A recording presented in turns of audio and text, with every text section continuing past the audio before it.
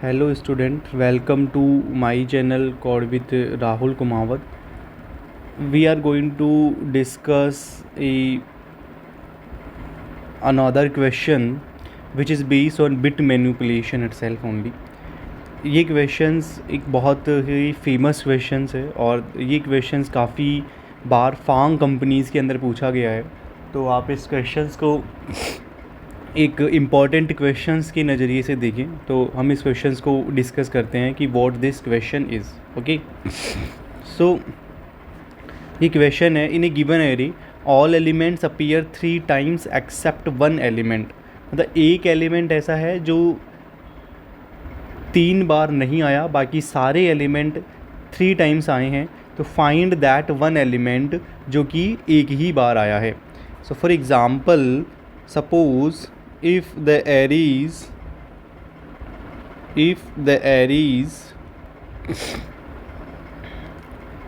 11 3 10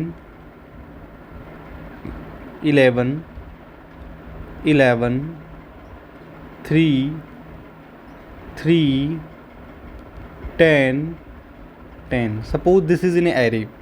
If this is an array, so what would be our final answer? Our answer should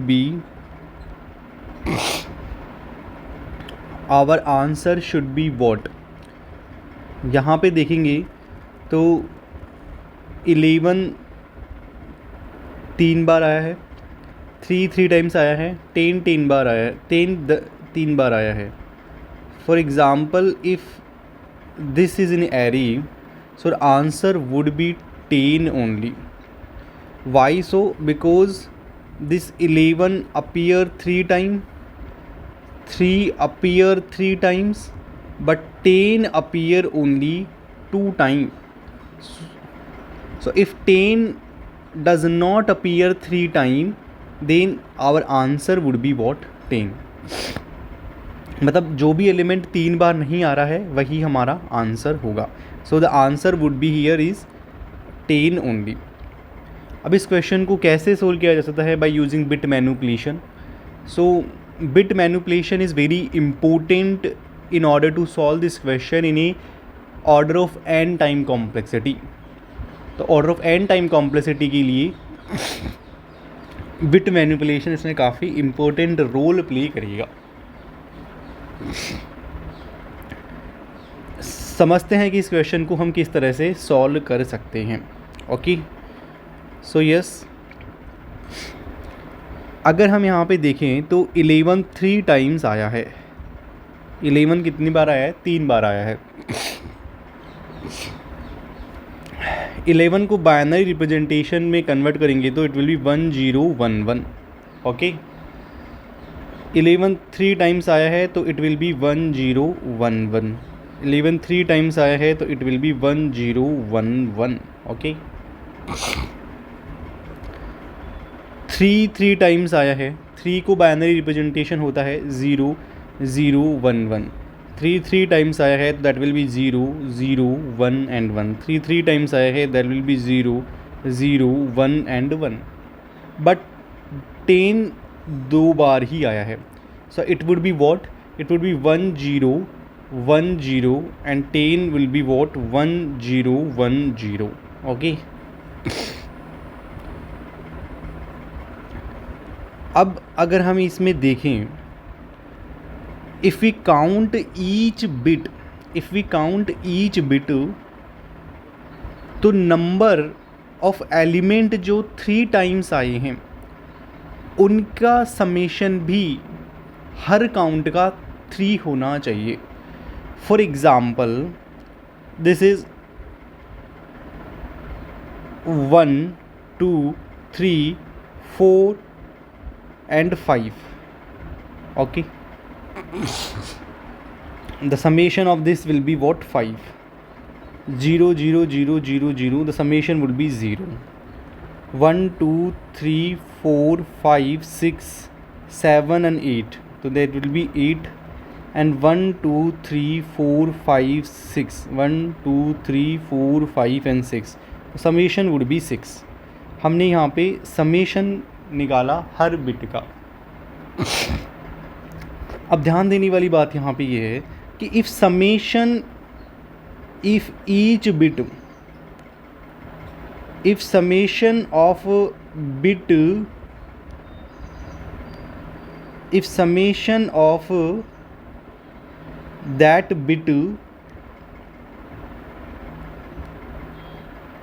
if summation of that bit is divisible by 3, if this will be there, if bit percentage of 3 will be equal to 0, इसका मतलब ये है कि वो bit represent करता है उस element को दैट अपीयर 3 टाइम्स।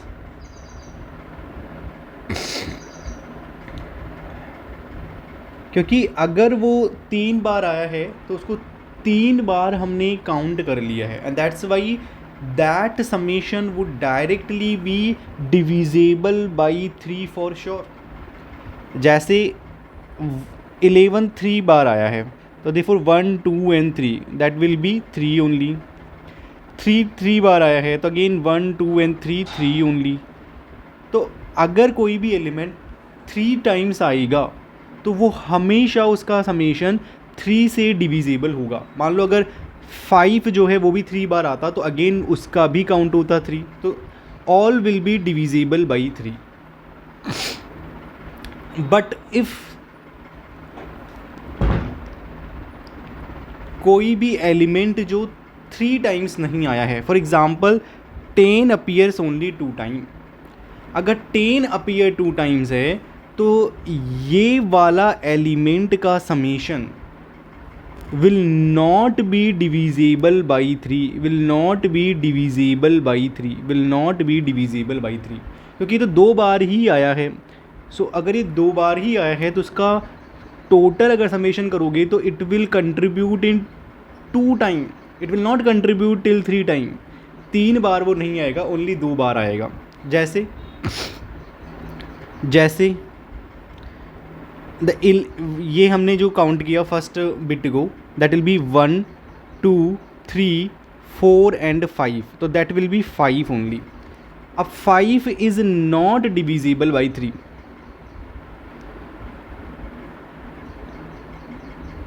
समझना इस क्वेश्चन को काफ़ी अच्छे से, बहुत अच्छे से समझ में आ जाएगा। अब 5 is not divisible by 3, 5 is not divisible by 3. It means that bit also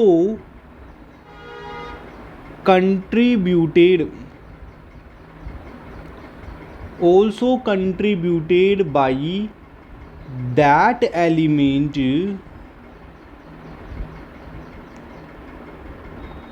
which does not appear 3 time.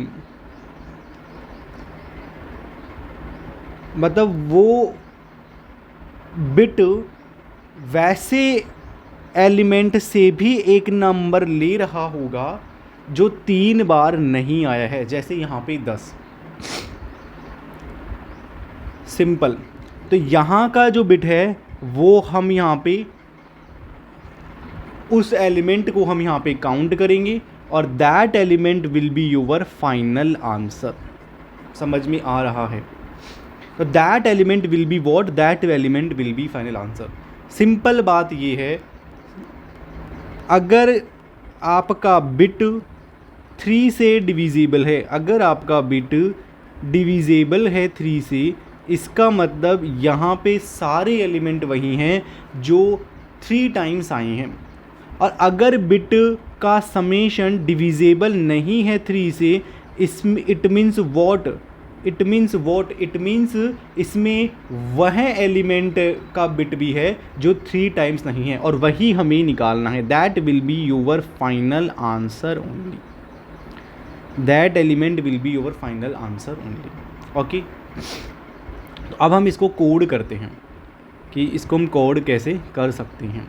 So yes, we are going to start the code in Java. Actually I am writing code in Java. Okay, so for example I should return integer.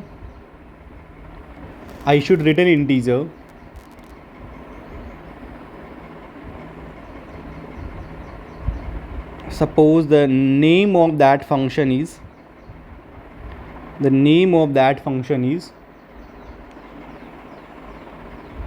single number.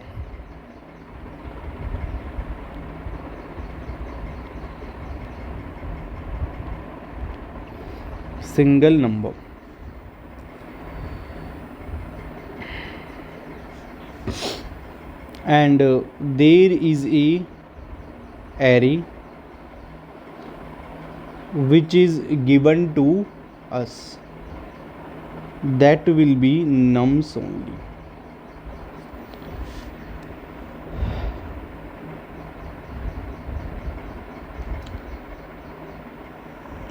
Integer result which is equal to suppose 0, और इसे हम represent करेंगे हमारा answer. Loop यहाँ पे लगाते हैं for int I is equal to 0, I less than 32, I plus plus,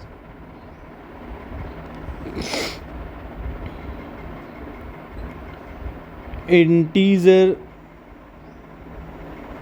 count is equal to 0. यहाँ पे हम काउंट करेंगे हर एक एलिमेंट को, हर एक बिट को कि उसका समेशन कितना होना चाहिए. इसमें एक लूप लगाते हैं for integer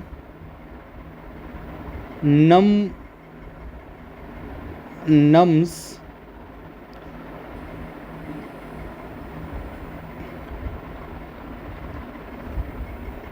और यहाँ पे चेक करती हैं if the num and left shift operator of 1 with respect to I, की फर्स्ट बार लेफ्ट शिफ्ट, सेकंड बार लेफ्ट शिफ्ट, थर्ड बार लेफ्ट शिफ्ट, फोर्थ बार लेफ्ट टिल 31 बार लेफ्ट शिफ्ट. अगर ये 0 के बराबर नहीं होता है, इसका मतलब वो बिट कहीं ना कहीं उस एलिमेंट से अपीयर हो रहा है जो सिंगल बार आया है. तो उसके लिए क्या करेंगे, काउंट प्लस प्लस कर देंगे. अगर num and 1 and i is not equal to 0, इसका मतलब वो क्या है 1 है. अगर ये 0 नहीं है तो मतलब क्या है 1 है. 1 है तो हम उसको काउंट कर लेते हैं कि वो कितना टोटल है आपका जो भी बिट का समेशन है. तो बिट का summation will give us count. Okay, ये हमने हर एक नम के लिए काउंट किया, हर एक बिट के लिए.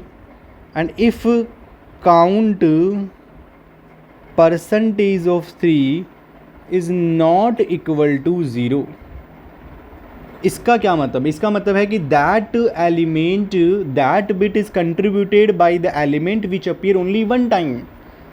सो that element would be what, that element would be what, that element would B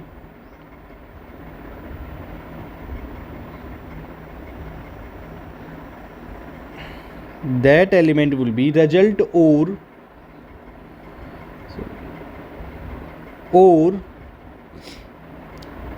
one left shift operator, जो भी आपका बिट है वो उसका विथ रेस्पेक्ट टू रिजल्ट में और ले लीजिएगा.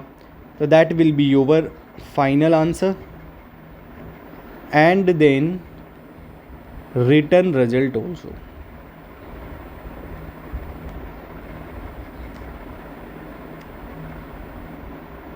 Return result also. Okay, so yes, that will be the function itself only.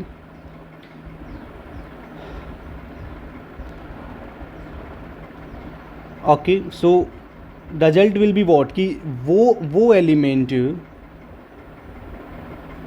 वो वो जो आपका शिफ्ट ऑपरेटर आया है, अगर वो count percentage of 3 is not equal to 0 है, इट मीन्स वो आपका लेफ़्ट शिफ्ट ऑपरेटर, वो आपका लेफ़्ट शिफ्ट ऑपरेटर उस एलिमेंट को रिप्रेजेंट करेगा उस बिट के ऊपर जो ओनली 1 बार आया है. तो that's why we have taken this as a that left shift which occur in our for loop only.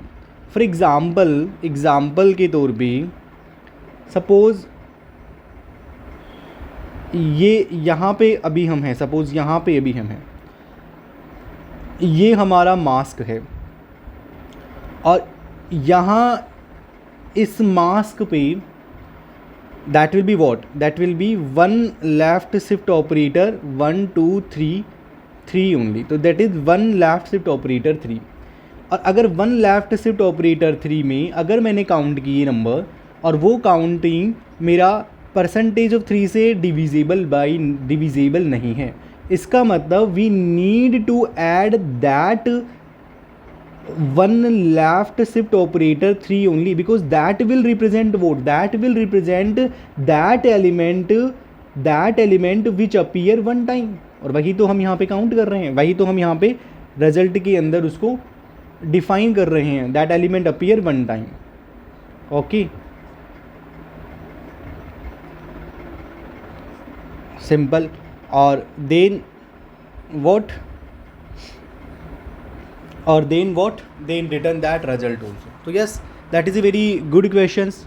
If you have any doubt in this question, if you have any doubt in this algorithm, whatever type of queries that you have, please feel free to comment. Thanks for watching Code with Rahul Kumawat. I will see you later.